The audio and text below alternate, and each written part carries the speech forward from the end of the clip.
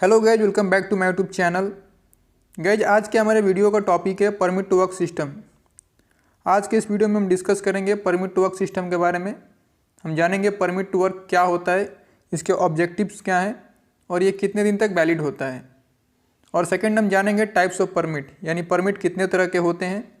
और हम थर्ड जानेंगे कंटेंट्स ऑफ परमिट, यानी परमिट में कौन कौन से कंटेंट्स होते हैं, इसमें क्या क्या शामिल होता है। तो इन तीन टॉपिक पे हम डिस्कस करेंगे आज के इस वीडियो में। तो आइए इस वीडियो को शुरू करते हैं। सबसे पहले हम जानेंगे परमिट टू वर्क सिस्टम होता क्या है।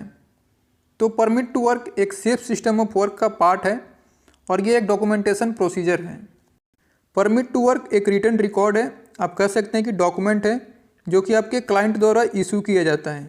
जो भी आपके क्लाइंट में ऑथोराइज्ड पर्सन होते हैं वो परमिट इशू करते हैं। जैसे कि आप जब भी कोई काम शुरू करने जाते हैं अपने साइट पे, तो आप अपने क्लाइंट से परमिशन लेते हैं कि हम ये काम कैरी आउट करने जा रहे हैं इतने समय के लिए। तो आपका क्लाइंट एक पेपर फॉर्म में एक परमिट इशू करता है, जो भी आप लोकेशन के लिए जॉब करने जा रहे हैं उस लोकेशन के लिए, और एक फिक्स्ड पीरियड ऑफ टाइम में। यानी ऐसा नहीं है कि परमिट आपको मिल गया तो आप महीनों तक काम कर सकते हैं। उसका एक ड्यूरेशन होता है, एक लिमिटेशन होता है, उसी समय तक आप वो काम कर सकते हैं। तो आपके साइट पे जो भी साइट इंजीनियर है या साइट इंचार्ज है, वो अपने क्लाइंट से एक पेपर फॉर्म में परमिट लेता है, एक रिटन रिकॉर्ड लेता है कि हम ये काम करने जा रहे हैं और इस काम के लिए हमें परमिशन चाहिए। तो जो भी आपके क्लाइंट होते हैं उस पेपर फॉर्म में अप्रूव करके उस परमिट को आपको इशू करते हैं कि हाँ आप ये काम कर सकते हैं इतने समय के लिए। तो ये परमिट टू वर्क होता है। नेक्स्ट हम जानेंगे परमिट टू वर्क का ऑब्जेक्टिव क्या है, यानी इसका उद्देश्य क्या है। हम परमिट टू वर्क क्लाइंट से क्यों रिक्वेस्ट करते हैं और क्लाइंट अपने कॉन्ट्रैक्टर्स को परमिट टू वर्क क्यों इशू करता है।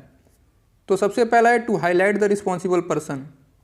जितने भी रिस्पॉन्सिबल पर्सन हैं उनको हाईलाइट करते हैं परमिट के थ्रू, क्योंकि जब भी हम परमिट रिक्वेस्ट करते हैं तो उसमें आपका साइट इंजीनियर, क्लाइंट के आपके फील्ड इंजीनियर, ऑथराइज पर्सन, ये सारे इन्वॉल्व होते हैं परमिट में।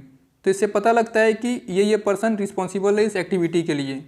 अगर इसमें कुछ भी होता है, कोई भी एक्सीडेंट होता है या कोई भी फॉल्ट होता है, तो इनकी रिस्पॉन्सिबिलिटी है। नेक्स्ट है टू आइडेंटिफाई द हैज़र्ड। काम में क्या क्या रिस्क है, क्या क्या हैज़र्ड है, जो भी एक्टिविटी करने जा रहे हैं उसमें क्या क्या हैज़र्ड्स हैं, ये उसमें हम पता लगाते हैं।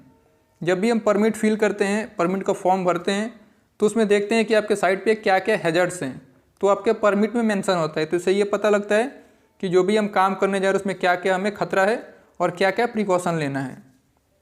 तो जब हम हैज़र्ड को फाइंड करते हैं तो हम हैज़र्ड को मिनिमाइज़ भी करते हैं, यानी जो भी कंट्रोल मेजर से वो अप्लाई करते हैं तभी हमें परमिट मिलता है। तो इससे फ़ायदा ये होता है कि जो भी हैज़र्ड्स है वो कंट्रोल हो जाते हैं और अपना जो काम है वो सेफली चलता है। तो ये तीन रीजन्स हैं, तीन ऑब्जेक्टिव्स हैं परमिट टू वर्क का। नेक्स्ट हम जानेंगे टाइप्स ऑफ परमिट, यानी परमिट कितने तरह के होते हैं। इसे लेके काफ़ी लोग कन्फ्यूज रहते हैं। कुछ लोग 2 तरह के परमिट बताते हैं, कुछ लोग 3 तरह के, और भी बहुत सारे परमिट बताए जाते हैं। लेकिन जो मेन आपका परमिट का फॉर्मेट है, जो पार्ट है, वो 2 ही तरह का है। सबसे पहला है आपका कोल्ड वर्क परमिट और नेक्स्ट है आपका हॉट वर्क परमिट। मेनली यही 2 तरह के परमिट होते हैं। जब भी आपसे कोई इंटरव्यूअर आपसे इंटरव्यू में पूछता है तो आप ये 2 ही तरह के परमिट बताएं। कोल्ड वर्क और हॉट वर्क क्या होता है ये आप सभी जानते हैं।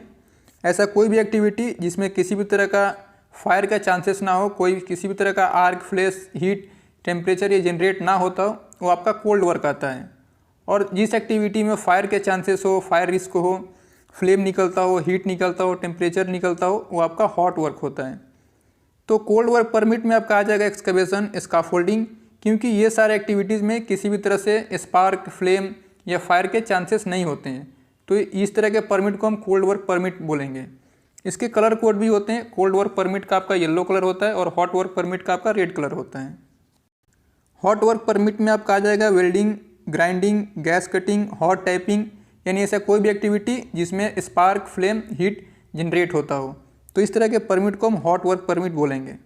अभी क्या है, कुछ कुछ कंपनीज में जो हाई रिस्क एक्टिविटी होता है, जैसे कि आपका लिफ्टिंग हो गया, कन्फाइंड स्पेस हो गया, अदर कोई भी एक्टिविटी जिसमें हाई रिस्क है, तो इस तरह के परमिट को भी हॉट वर्क में कंसिडर करते हैं। कुछ कंपनीज में अलग अलग इस तरह के रूल हैं, तो जहाँ जैसे फॉलो होता है आपको वहाँ उसे फॉलो करना है। तो मेनली आपके 2 तरह के हो गए, कोल्ड वर्क और हॉट वर्क। और हॉट वर्क में किसी किसी कंपनी में जो हाई रिस्क एक्टिविटी के जॉब हैं वो भी इंक्लूड किए जाते हैं। उनके लिए आपको हॉट वर्क परमिट लेना होता है, रिक्वेस्ट करना होता है अपने क्लाइंट से। तो ये 2 तरह के परमिट है जो मैंने आपको बता दिए हैं। नेक्स्ट एंड लास्ट अपना टॉपिक है कंटेंट्स ऑफ परमिट, यानी परमिट में क्या क्या कंटेंट्स होते हैं, इसमें आपको फॉर्मेट में क्या क्या देखने को मिलेगा। तो किसी कंपनी में आप काम कर रहे हो, किसी भी तरह का फॉर्मेट हो परमिट का, आपको उसमें देखने को मिलेगा लोकेशन, यानी जिस साइट पे भी आप काम करने जा रहे हैं, जिस लोकेशन पे, उस लोकेशन का आपको नाम उसमें मेंशन करना होगा। सेकेंड होगा एक्टिविटी, यानी क्या आप एक्टिविटी कैरी आउट करने वाले हैं, क्या जॉब है, इसके बारे में इसमें मेंशन करना होगा। नेक्स्ट है आपके हैजर्ड्स, उस एक्टिविटी में क्या क्या हैजर्ड्स हैं, हैजर्ड्स के उसमें कुछ ऑप्शंस होंगे, उस पर आपको टिक आउट करना होगा या तो कुछ फॉर्मेट में आपको डिटेल में लिखना होगा। तो ये आपका होगा थर्ड आपका हैजर्ड। फोर्थ है आपका कंट्रोल मेजर्स, जो आपके हैजर्ड्स आपने फाइंड किए हैं, जिस एक्टिविटी में जो हैजर्ड्स हैं उसके लिए आप क्या क्या कंट्रोल मेजर्स अप्लाई कर रहे हैं और आपने क्या क्या एक्शन लिए हुए हैं, इसके बारे में इसमें आपको मेंशन करना होगा।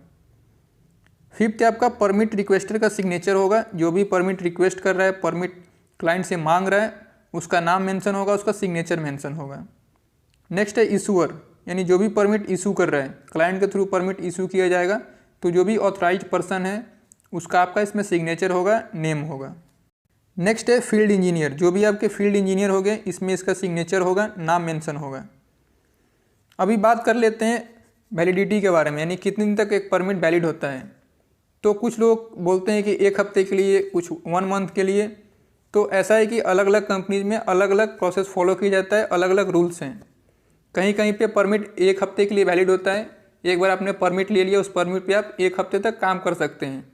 अगर आपके जॉब में किसी भी तरह का चेंजेस नहीं किया गया है, कोई नया इक्विपमेंट इन्वॉल्व नहीं किया गया, तो उसके साथ साथ आपके उसमें एक्सटेंशन शीट होता है, यानी आपने 1 हफ्ते का परमिट तो ले लिया, लेकिन डेली आपको साइन कराना होता है, डेली उसको अपडेट कराना होता है, रिन्यूअल कराना होता है। नेक्स्ट होता है कि कहीं कहीं पे डेली न्यू परमिट ही इशू किया जाता है, यानी उसमें कोई भी एक्सटेंशन फॉर्म नहीं होता है, आपको डेली परमिट चेंज करना होता है। तो इस तरह के अलग अलग रूल्स हैं, कहीं पे कुछ है, कहीं पे कुछ है। तो आपको ये देखना है कि आपके साइट पे क्या फॉलो किया जा रहा है।